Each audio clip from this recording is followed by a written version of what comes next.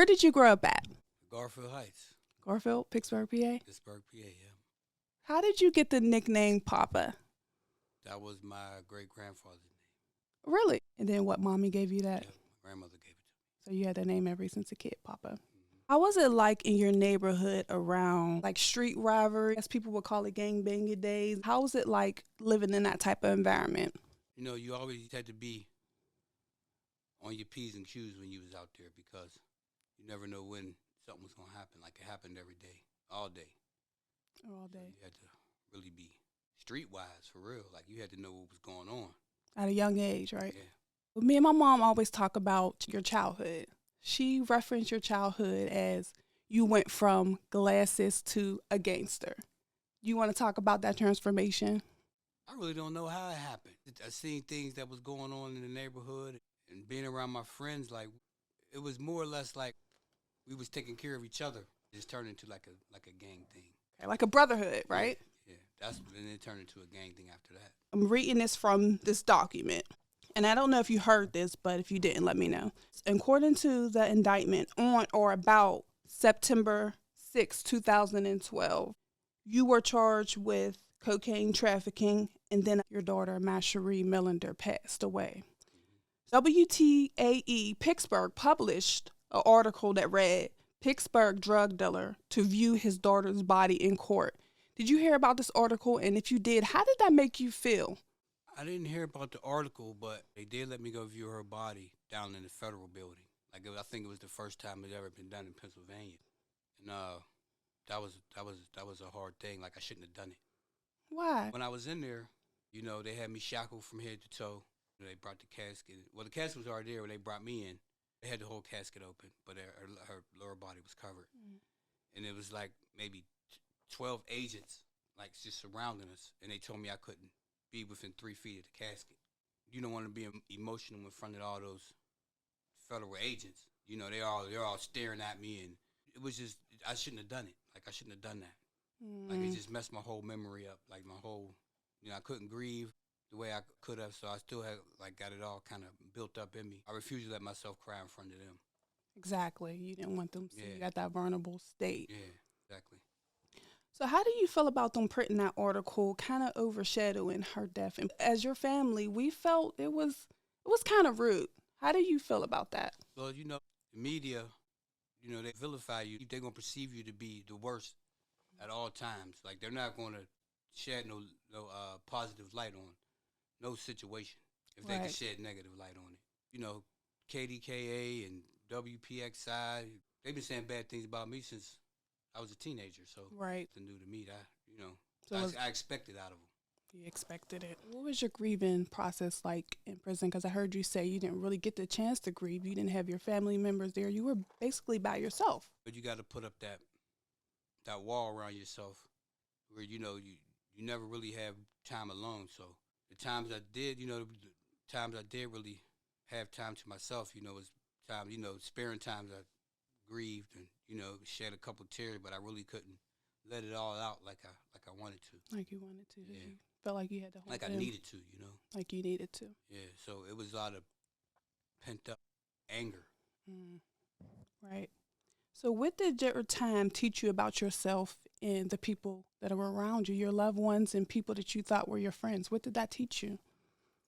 For me, it was like people like not from my neighborhood, but it was like people from other neighborhoods that was really, they was sending me things and they was writing me. Like I didn't really hear too much from, my so-called friends when I got indicted and when that stuff happened with Riri. It was mainly like off-brand people. People that you didn't expect. People I'd never expect. So how does that change how you move now that you're home from prison? I mainly stay with my family. I noticed that. Your mom, she asked me a couple of weeks ago, she said, well, where's your friends at? And I told her, I'm talking to them on the phone. I love that for us. Yeah, I'm talking to her on the phone. Right. You my friend. Right. I don't need friends. Friends turn to enemies. Does that make you change how you go about for us? Like, I've always known you to be a good-hearted person. I've seen you take care of families and things like that. Does that change how you are as a person? No, it just taught me to take care of my family more. Period. I love Yeah, that. better, more attentive to my family. Right. I love that. If you can go back in time, what would you have done differently? If I could go back in time, like as far as As going to far as, prison, yeah. I would have got my CDL like I did in prison. I got my CDL in prison, but I should have got it when I was on the street and gave it up because when you out there in the street, like you've been in there so long, you could really like I don't know if people notice or not, but you can really feel like when something's happening, like when something's going. Like I felt it, You felt felt it, it. but I just couldn't. I couldn't get out of it. I couldn't pull myself out of it. Right. Like I was already, I was in too deep. So you're saying you will follow your intuition more. I would follow my intuition. Exactly. Okay, I get you. In your opinion, why do you think some people turn informant or on the street would be a snitch, rat, or etc.? There's a whole lot of reasons. Some people just don't want to go to jail. People just want to get back home to women. You know, some people want to get back to what they had and all that. I don't know. That's a hard question to answer because I've never even thought about telling. Like I was gonna take what was coming to me regardless. So, what made you stand solid? Your daughter passed away, your nephew, so many things happened to you while you were in prison that could have made you make these different decisions. What made you want to stand solid and take your, consequences or whatever was coming to you? Actually, stuff that happened with Riri and Taru, like in prison, that really made me stronger. I didn't look at it as, well, I'm gonna be weak and do this. I looked at it as they would never want me to do this. And I took that and that just made me stronger, more fortified in myself. I respect that because sometimes those situations make people weaker yeah. and it made you stronger. So that tells a lot about you. So how does snitching affect a family on both sides? See, people who tell, they only think about themselves. They're not thinking about their mother, sister, and brothers they have out on the street. Mm. And people if they can't get you, you know what I mean, they'll do something to your family. Right. But people don't be looking at it like that. They just looking at it, I'm trying to get out of jail. Selfish. Yeah. Right. Exactly. So how does that affect the other opposite side as far as you and you staying solid in your family? Like how does that affect your family? I think me standing, the way I stood, the way I looked at it, I think they all respected me more for that. If I would have told, I think I would have lost all the respect, and I couldn't face that. Mm. Looking at your mother every day, knowing I done told, I couldn't Your even wife. Look at her. Yeah. It takes a lot of courage, right? In your opinion, why do you think it's so hard for some street guys to stay humble when they reach a certain level? They live for the attention, fast cars, jewelry, and not knowing at the end of the day when they get you, that stuff don't mean nothing because they gonna take it anyway. They gonna take it all. Yeah, like you said in the last episode, the feds will come take it away anyway. Everything. Right. They'll take your change jar. Mm. They'll take it all. So if they smart, they get out the streets because that ain't the place to be. It's not the place to be. Right. What's your definition of a real man? I hear so many men compliment you and say that you were a role model. They looked up to you. Some would say a street legend. What is your definition of a real man? Well, my definition of a real man is somebody who gets up every day and goes to work and feeds his family. Like Uncle Fat Man, Uncle Leon, like they get up, they never been in the streets, never been in trouble. They get up every day and go to work and take care of their family. That's the definition of a real man. Yeah, you kicking knowledge. I love that. I remember growing up, you always used to say, good girls finish last. Do you still believe that? And what exactly does that mean? First of all, me saying that, I guess I was young. I really didn't know what I was talking about then because the way I feel now is a lot of females aren't taught how to be wives. Like they're taught how to be independent and I got my own this and own that, thinking that they don't need a man, but in reality, a woman needs a man as much as a man needs a woman. I love that. In your opinion, why is it so hard for some females to hold a man down during a bid? She probably feel like she's wasting her life. And in reality, she probably never loved him from the beginning anyway. Like Doing time with somebody, that's a hard thing to do. It's not as hard as doing time, but it's a vast percentage of it. Like, it's hard. Yeah. And I tip my hat to any woman that, sticks with her through a bed, especially an 11-year bed like I had. You need that support. That support. Yeah. At what point is it okay to let them go? And while you're thinking, I asked Uncle Ty this question. He said, basically, whenever they feel like it's too much for them. She could always be his friend. You know what I mean? If she's going, it ain't what you do, it's how you do it. If you're going to do what you do, like, you don't have to put it out there. If you want to move on, just tell him. And he's in prison. Like, it's going to hurt him for a minute, but he'll get over it. All right, so you're saying keep it real. Yeah. Do you have any advice for the young street guys out there? Yeah, give it up before they make you. Before they make you? Because they going to make you. They going to make you give it up. Whether you get this bid and you do a little 5 years to come home and do the same thing you did before, and they're going to get you again. And don't nobody want to spend the rest of their life in prison about being in the streets. The stuff that don't mean nothing anyway.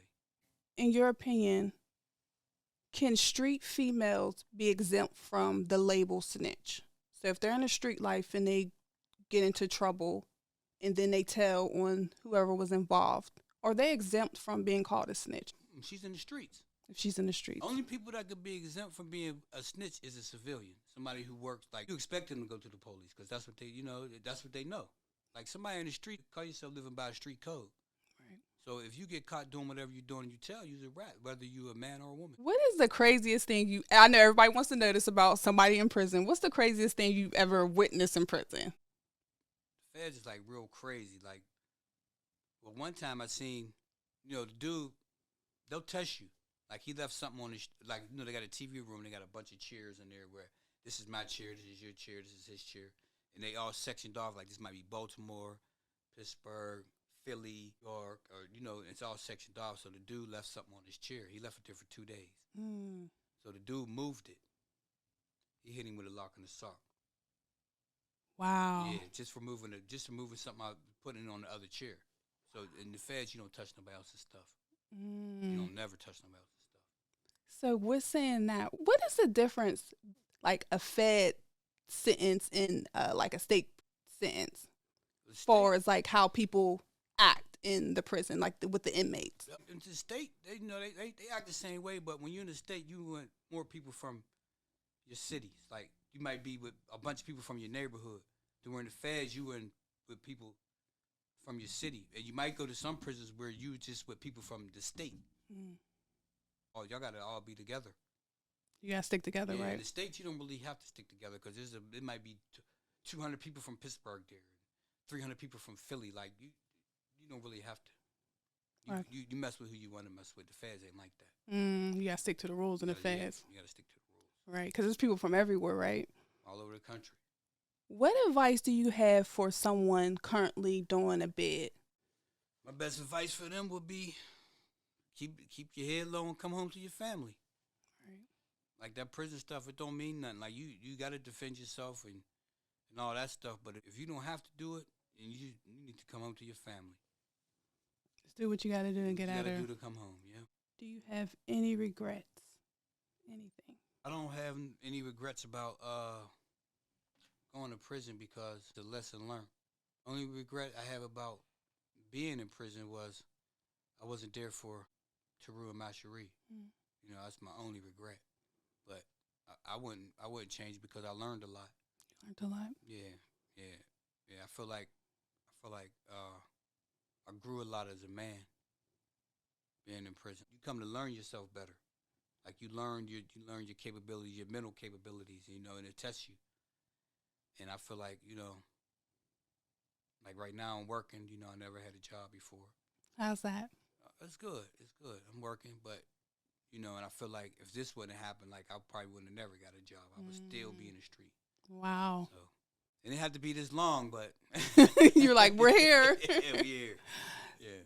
I got to ask this question now that you're saying that. How hard is it to go from that transformation, fast, life, and now a working man for what you said, a real man now, day to day working, and how is that transformation for you? I like it. That's positive. Being in the street, you always looking over your shoulder. Like you watching this and you watching that and you watching this person and you. But you know, when you working, you just worrying about getting up in the morning and completing this day of work and getting paid on Friday and paying these bills, and you know, they don't have to worry about none of that. Right. Sleep better at night. Sleep better at night. Anything you want to add before we go? I love your show. Oh, thank you, Uncle I watch P. it. I watch it. Shout out to to the fam.